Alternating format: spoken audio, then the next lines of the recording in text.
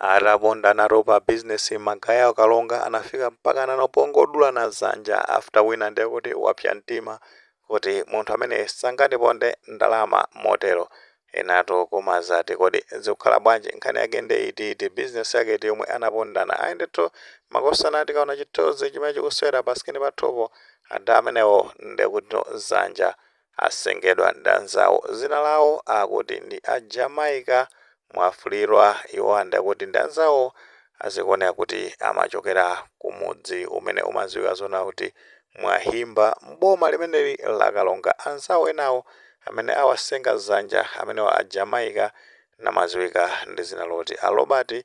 Mwangibola. Nawo chimene chinachitika ndichona kuti madola amenewa amakhala kupanga business akuti business akakupangira limodzi kwa kanthawi ndithu joint business. Komano business yake sinachulidwe kuti ka business yake nali yotani ndi tikuziwa kukalonga kuti makaya kumene kuja ambiri ndothamangathamanga nda business ndithu ndeka makaoda katundu kuchoka ku Tanzania kubweresa ku Malawi sizikuziwika bwinobwino kuti kamatani kamakaoda chimanga kaya makaoda kandi mpunga amaoda mpunga kumagulisaso kumaodesa zinazodani ndi azima business partners amakhala kudalirana nthawi ndi nthawi. Komano akuti chimene chinachitika ndichonena kuti adawa a Jamaica mwafulirwa analandira ndalama ndekuti no ndiyokwana 15 million opereka ndekuti kandanzawo a Robert Mwangibola ndekuti mene inaokhalira joint business kasi zoti zinakhala bwanji. Komano anatenga ndalama yokwana 15 million of which ndalama imeneyo zikuoneka kuti aliyense anali shareholder ndi atatenga ndalama imeneyo awita kandetu kumaya makaoda katundu kazinakhalanso bwanji kumeneko ndalamayo zikuoneka kuti anayipanga mismanage motani sizikuziwika bwinobwino. Ndi anzawowa a Robert atawafunsano adawa kuti akodi business ili kuyenda motani dola mwaziyendesa motani. Adawa amakanika kufotokoza bwinobwino anamba kudumpha 15 million ndi ndalama yambiri monga mmene timaziwa pa Malawi panopa kuti 15 million munthu uli nayo upanga business ndi timakhala zoti ndi capital yogwirika bwinobwino. Komano adawa anakanika kuyankhula bwinobwino kuti ndalama apitisa kuti zikukhalanso motani. Ndezi kuoneka kuti nkhani imene sinafikire bwino adawa a Robert Mwangibola sanakondwere ndi zimene amayankha anzawo a Jamaica. Ufosi nopotengerano ndi malipoti pena kubwerera ena akumaza abwera kumaza fotokoza zonena kuti after no atapanga confront ada amenewa a Jamaica anazaona kuti sizinakomere akuti onda amene anayamba kuapeza ada amenewa a Robert Mwangibola atapeza ndekuti kati anazabaya chani kanizo version ina ikumaza bwera moto after kuabaya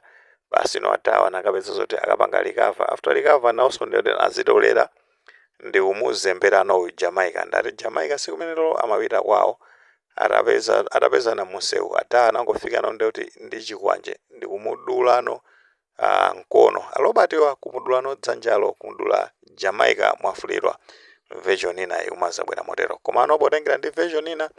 mene amaza fotokozera a polisi kumeneko zera kwa owayankhulira kumeneko polisi yakukalongako amene watundi a Margaret Msiska akunena zonena kuti popanga rekodi incident ya a Robert Mwangibola kuti no ndi amene anakadula dzanja a Jamaica mwafulirwa ndi posatira zimenezo atawa atadula dzanja ndi kuti anthu anatenga kuwapititsa ku chipatala kumeneno chipatala chake ndi chakukalonga chipatala cha boma chimenecho kumeneko ndi kumene akulandira thandizo monga mmene taoneramo kuti no ayika bandage ndi zina zotero. Komano apolisiwo ndi kuti apanga launch manhunt kusakasakano ada amenewa a Robert Mwangibola kuti awagwire apite nawo kubwalo la milandu akayankhe mlandu umene apalamula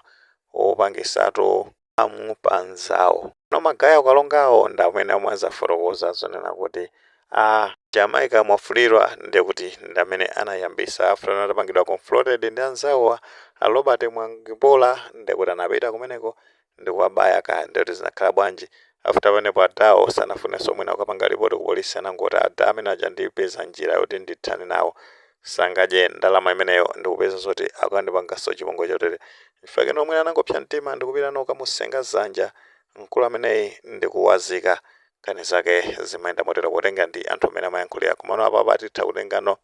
official communication yochokera kumene ku polisiko imeneno yabwera ndi amene amsisika akumene akunazona kuti Robert Mwangembola ndekuti ndameneno anavulaza anzawo a Jamaica mwafulidwa kani yake ndona kuti sanamfane pa ndalama yokwana 15 miliyoni imene amayenera kupangira business nkhani zake zovuta nkhani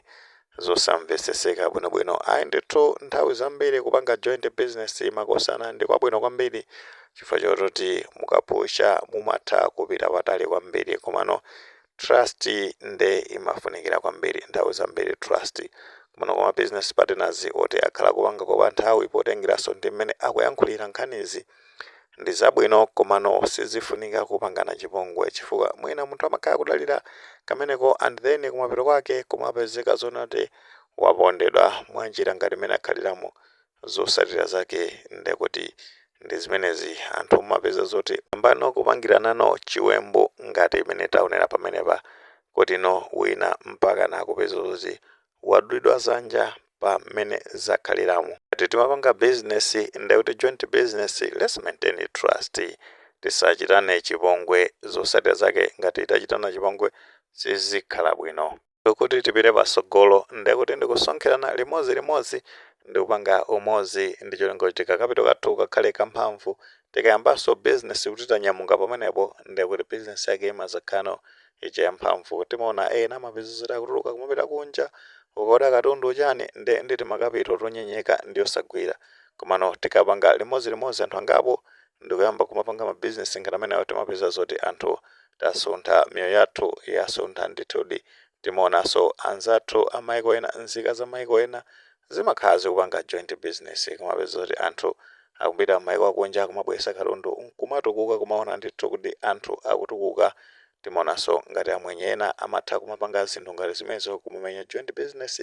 kupeza zoti akutukuka miyoyo yawo ikusintha kumachita kuona zoti awatu anayambira pa level iyi komano lero ndi awa akupezeka ndithu kuti ali ndi mashopo zambiri chani ndi mmene zimakhalira so tisapangane chipongwe tikhala zoti tikupanga business zikatero tikachosa trust ifa trust ndiyofunikira kwambiri tikachosa trust zimapeza zoti zosatira zake zosakhala bwino sitingapite pasogolo komanso zingathandize nkomwe ndithu mmene mwankhani zake ni mmene zikuyendera zokhuzana ndi a Jamaica mwafulidwa komanso a Robert Mwangembola magaya okalongawa amene apondana nkhani yokhuzana ndi ndalama yokwana 15 miliyoni menemo ndi mmene nkhani zake zayendera silizo zoti mwene maganizo pa nkhani imeneyi pamene tunazona kuti kukalonga polisi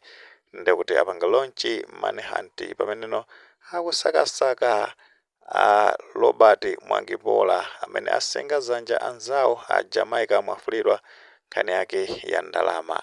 ngatiru maganizo amene muli nawo motofotokoza comment section komano molemekezanso maganizo anzathu saiwale panga like video imene komanso panga subscribe channel yimene cha Fox Mana News 18 chingoti nkhani zambiri zikamachitika ndekuti zitha kutifikira mosavuta.